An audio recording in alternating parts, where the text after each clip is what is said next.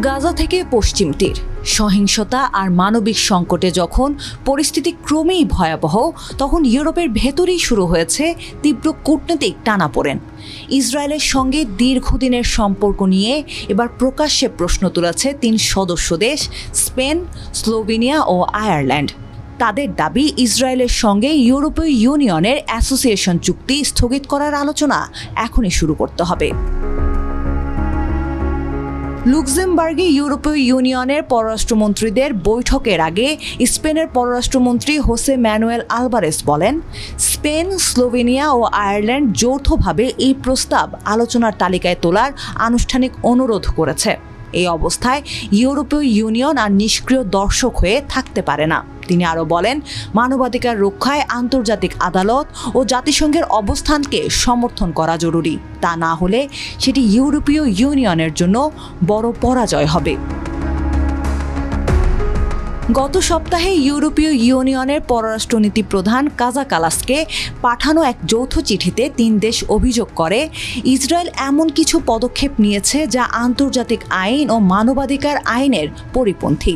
তাদের মতে এসব পদক্ষেপ 1995 সালে ইউরোপীয় ইউনিয়ন ও ইসরায়েলের অ্যাসোসিয়েশন চুক্তির লঙ্ঘন, যেখানে রাজনৈতিক, অর্থনৈতিক ও বাণিজ্যিক সম্পর্কের ভিত্তি নির্ধারিত রয়েছে।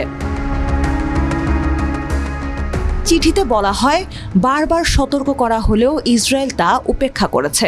বিশেষ করে ফিলিস্তিনিদের জন্য মৃত্যুদণ্ড চালুর প্রস্তাবকে তারা গুরুতর মানবাধিকার লঙ্ঘন হিসেবে আখ্যা দিয়েছে। তাদের ভাষ্য, এটি ফিলিস্তিনিদের উপর পরিকল্পিত নিপীড়ন, নির্যাতন ও বৈষম্যের আরেকটি উদাহরণ।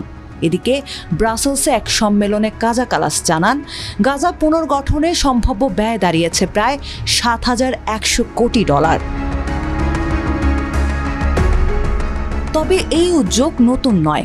2024 সালে স্পেন ও আয়ারল্যান্ড প্রথম চুক্তি পর্যালোচনার চেষ্টা করলেও ইসরায়েলপন্থী দেশগুলোর বিরোধিতায় তা আটকে যায়। পরে নেদারল্যান্ডসের নেতৃত্বে আরেকটি পর্যালোচনায় ইসরায়েল শর্ত ভঙ্গ করে থাকতে পারে এমন ইঙ্গিত পাওয়া যায়। কিন্তু গাজায় ত্রাণ বাড়ানোর প্রতিশ্রুতির পর কঠোর পদক্ষেপ আর এগোয়নি। এদিকে অকুপাইড টেরিটরি বিল আবার সক্রিয় করতে চাইছে আয়ারল্যান্ড। এটি পাশ হলে পশ্চিম তীর সহ অধিকৃত এলাকায় ইসরায়েলি বসতির পণ্য ও সেবা নিষিদ্ধ হবে। ইতোমধ্যে ইসরায়েলি পণ্য আমদানি বন্ধ করেছে স্লোভেনিয়া। আর 2026 সালের শুরুতেই একই পদক্ষেপ কার্যকরের ঘোষণা দিয়েছে স্পেন। তবে ইউরোপীয় ইউনিয়নের ভেতরে বিভক্তি স্পষ্ট।